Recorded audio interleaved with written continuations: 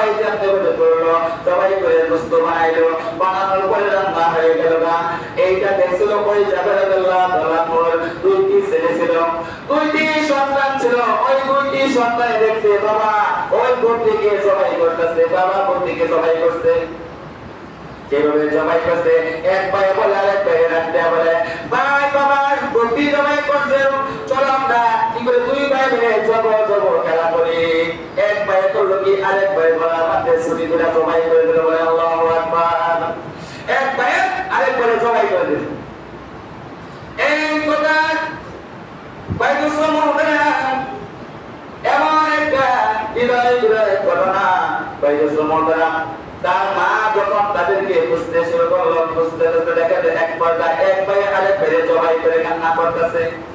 দূর থেকে যখন মাকে আসতে দেখলো ভাই দৌড় দিছে, যে ভাই জীবিত আছে যে জবাই করলো সে দৌড় দিছে, দৌড় দেওয়ার সাথে সাথে হুসেনকে পরে বাড়ি গিয়ে ওই ভাইটাও মারা গেছে। ওই ভাইটা কি হয়েছে? মারা গেছে। ওই ভাইটাও যখন মারা গেছে, মা এমন একটি জিনিস, মা এমন একটা জিনিস, মাকে যারা চিনছে তারা বহু কিছু পাইছে, মানে যারা চিনছে তারা বহু কিছু পাইছে, যারা না চিনছে তারা তো কিছু পাইনি। তারা বলুন না যারা কতটুকু পাইছে আল্লাহ কি ভালো জানে। বাইতুল মুহতারা যখন এই ঘটনা দেখছে, মা ওই দুইটি সন্তানকে, মৃত দুইটি সন্তানকে বাড়িতে আনছে। বাড়িতে আনার পরে ঘরের এক সাইডে রেখে, ঘরের এক সাইডে রেখে লম্বা একটা কম্পিউটার সুন্দর করে রেখে দিচ্ছে। যখন হযরত জাবের রাদিয়াল্লাহু আনহু বলল যে আমার উম্মুকে রাখো, সন্তান রাখো, তখন বলতেছে যে স্বামী গো এই কাজ হয়েছে, এক ভাই আরেক ভাই জব খেলাইয়া এক ভাই আরেক ভাই জব করে ফেলাইছে, আরেক ভাই হুজুর কে করে গেল সেও মারা গেছে। তো তার ওনার কোথায় বলে ঘরের ভিতরে কম্পিউটার রেখে রাখছে। বাইতুল মুহতারা হযরত নবী করিম সাল্লাল্লাহু আলাইহি ওয়াসাল্লাম সাহাবায়ে তিনজনকে দাওয়াত করছে, হযরত জাবের রাদিয়াল্লাহু তাআলা আনহু আর নবী করিম সাল্লাল্লাহু আলাইহি ওয়াসাল্লাম ওই যুদ্ধের ময়দানে যত কাফের আছে সমস্ত কাফেরদেরকে নিয়ে ওই হযরত জাবের রাদিয়াল্লাহু তাআলা আনহুর বাড়ি থেকে রওনা করছে। ওইখানে লোক ছিল প্রায় 1500 মতো, 1500 লোকের কাফের নিয়ে হযরত জাবের রাদিয়াল্লাহু তাআলা আনহুর বাড়িতে দাওয়াত করে দিয়েছে। বলে 6 মাসের একটা বকরি আর খানিকটা এই আটের খিমা, আটার খিমা, এই খানিকটা মনে করেন অথবা 1-2 কেজি পরিমাণ মতো একটা বললাম, 1-2 কেজি এই আটার একটা খিমা মনে হয়েছে, আর 6 মাসের একটা বকরির বাচ্চা। আর নবীর লোক যেতেছেন হযরত জাবের রাদিয়াল্লাহু তাআলা আমার বাড়ির মাথায় কয়জন লোক যেতেছেন? প্রায় 1500, প্রায় 1500 মাস যেতেছেন। এই কথা যখন বিবির সাথে পরামর্শ করলো, মানে জাবের রাদিয়াল্লাহু আনহু তার স্ত্রীর কাছে পরামর্শ করলো যে নবী সাল্লাল্লাহু আলাইহি ওয়াসাল্লাম আমাদের সাথে 3 জন আর আসতে যাবো কত যুদ্ধের সমস্ত সাহাবাকে নিয়ে এসেছে। হযরত জাবের রাদিয়াল্লাহু তাআলা আনহু স্ত্রী রাখিয়া বলেন স্বামী গো নবীকে আমরা দাওয়াত করছি, নবী সমস্ত সাহাবাদেরকে নিয়ে আসতেছেন। আগে যে আমাদের রহস্য একমাত্র নবী জানেন, আর খাওয়ানোর ব্যবস্থা আল্লাহ রাব্বুল আলামিনের তরফ থেকে হবে। খাওয়ার ব্যবস্থাটা থেকে হবে আল্লাহর তরফ থেকে। যদি রিজিক না থাকে কাউকে একটি লুকমা খাওয়ানোর মতো ক্ষমতা কারো বাপের সাধ্য নাই। আপনাদেরকে বলবো না, আমার বাবা যখন মারা যায় কিন্তু সরকার সজ্জিত হয়ে গেছে, তখন সবাই বলতেছে একটু পানি দাও, মুখের মাঝে পানি দিলাম, পানি দেওয়ার সাথে সাথে দুই গালে দুই সাইডটা পানিটা পড়ে গেল, কিন্তু বাবা ভিতরে পানিটা নিতে পারে নাই। আল্লাহ রাব্বুল আলামিন রিজিক উঠাই নিয়ে গেছে।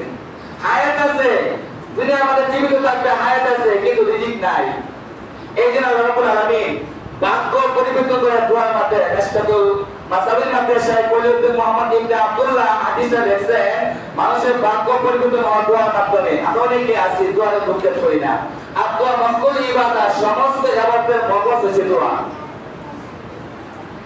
বাইতুল মুহতারা যখন নবী করিম সাল্লাল্লাহু আলাইহি ওয়াসাল্লাম আসলেন, আসার পরে বাড়িতে এসে বললেন যে এই জাবের তুমি কোথায় কেন পাকাইছো? যখন গোশত পাকাইছে, গোশতের হাড়ির মধ্যে, গোশতের পাতিলের মধ্যে নবী করিম সাল্লাল্লাহু আলাইহি ওয়াসাল্লামের একটুখানি থুতু মুবারক করে মাথা দিয়ে দিলেন, বলেন সুবহানাল্লাহ। যত তখন বললেন কি এবং আটালের খিমা আছে ওটা বলে দিলেন রুটি বানাইতে বললেন। এখন যদি আমরা কেউ কোন খাবারের মধ্যে একটু থুতু দেই, থুতু ফেলাই, মনে করেন যেমন 3 দিন না খাই থাকবো ওই খাবারের এটা। আর নবী করিম সাল্লাল্লাহু আলাইহি ওয়াসাল্লাম থুতু মুবারক যখন ফেলাইতেন অন্যান্য সাহাবারা হাত পেতে থাকতেন ওই থুতু মুবারক শরীরে লাগার জন্য। নবী করিম সাল্লাল্লাহু আলাইহি ওয়াসাল্লামের থুতু মুবারক তো অনেক অনেক পরে কথা, কিন্তু পায়ের ধোয়ার সমতুল্য আমাদের কি সৌভাগ্য হয় নাই, কারণ আমরা তো হতেও পারবো না।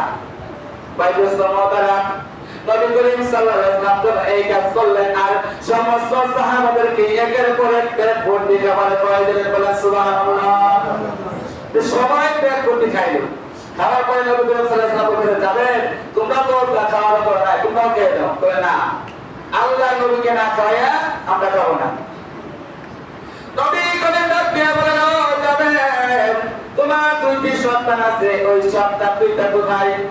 ওই সন্তান 2টাকে আনো, ওই সন্তান 2টাকে আমার সাথে নিয়ে আমি খানা খাবো। এমতে নবী করিম সাল্লাল্লাহু আলাইহি ওয়াসাল্লাম ওই সন্তানকে নিয়ে খানা খাবো। আর ওই সন্তান কি জীবিত আছে নাকি? তো এক বেটার এক পায়ে করে সবাই করেছে, আরে তো মাইছে দুনো ভাই নিত। ভাই দোস্ত মহতারাম, জাবের রাদিয়াল্লাহু তাআলা আনহু ডাক দিয়ে বলে, ইয়া রাসূলুল্লাহ, ইয়া হাবিবাল্লাহ, না আপনাকে খানা খাওয়াই আমরা কেউ খাবো না। ভাই দোস্ত মহতারাম, এই এলাকার মধ্যে আমি দেখছি, অনেক দেখছি, ছোট মাসুম বাচ্চা, শিশু বাচ্চা, আমার নিজের কাছে কষ্ট লাগে। ওই হুজুরে না খাওয়া আমরা কেউ খাবো না। কোন এক জায়গায় দেখছি শুধু এরকম ছোট একটা বাচ্চা যে হাতের মধ্যে একটা আম, বড় একটা আম নিয়ে করতেছে। আপনি আমটা নিয়ে করতেছে, খাওয়া কেন? বলে না, বাড়ি থেকে বলছে এই আমটা খাও না। যখন হুজুরে খাওয়াবো, এই হুজুরে খাওয়াই এরিয়া এই নতুন ধানের বাপ এবং গাছের আম আগে হুজুরে খাওয়াবো, তারপর আমরা খাবো, এটা বলছে আমার বাড়ি থেকে। হুজুরে খাওয়ালে আল্লাহ তাআলা রব্বুল আলামিন কি করবে? এই ধানের ভিতরে এবং গাছের আমের ভিতরে বরকত দিবে। বলে সুবহানাল্লাহ। ভাই দোস্ত মহতারাম, জাবের রাদিয়াল্লাহু তাআলা আনহু ডাকতে বলেন, ইয়া রাসূলুল্লাহ, ইয়া হাবিবাল্লাহ, আপনাকে খানা না খাওয়া আমরা কেউ খাবো না। আর নবী করিম ডাকতে বলেন, না না যাবে, এটা হতে পারে না, তোমার সন্তানদের ছাড়া আমি নবী খাবো না। আল্লাহ রাব্বুল আলামিন জিবরাইলের মাধ্যমে জানায়া দিলেন, যারা বলো আমার বন্ধুকে জাবেরের 2টি সন্তান আজকে মারা গেছে, এই ঘটনার কারণে, ঘটনার প্রেক্ষিতে মারা গেছে। আমি আল্লাহ রাব্বুল আলামিন যেহেতু বন্ধু বলছে যে আমি ওই সন্তান না নিয়ে খানা খাবো না, আর বন্ধুর মনকে আমি কখনো বেজার হইতে দিব না, বন্ধুর মন আমি খুশি করে দেবো। সুবহানাল্লাহ। বন্ধুর মন খুশি করে দেবো, কিভাবে খুশি করবো? তখন এক পর্যায়ে এবার না মানা কারণে জাবের রাদিয়াল্লাহু আনহু বলছেন যে আমার বাচ্চার সন্তান 2টি ঘুমায় আছে, ঘুম থেকে উঠলে তারপরে খাওয়া দিন। নবী করিম সাল্লাল্লাহু আলাইহি ওয়াসাল্লাম যখন ওই কম্বলে ধরে ডাক দিলেন, আব্দুর রহমান করে ডাক দিলেন, আর কম্বলে ধরে ডাক দিলেন, বাচ্চা নাড়াচাড়া করা শুরু করে। সুবহানাল্লাহ। বাচ্চা কি করছে? নাড়াচাড়া শুরু করে দিচ্ছে। এটা কুদরত কার? ভাই শুরু তো আল্লাহ তাআলা। আল্লাহ মারা গেছে ফুল ফুটাতে পারে, বাদশাকে ফকির বানাতে পারে, ফকিরকে বাদশা বানাতে সেকেন্ডের ভিতরে সময় লাগে না। গরিবকে ধনী বানায়, ধনীকে গরিব বানায়।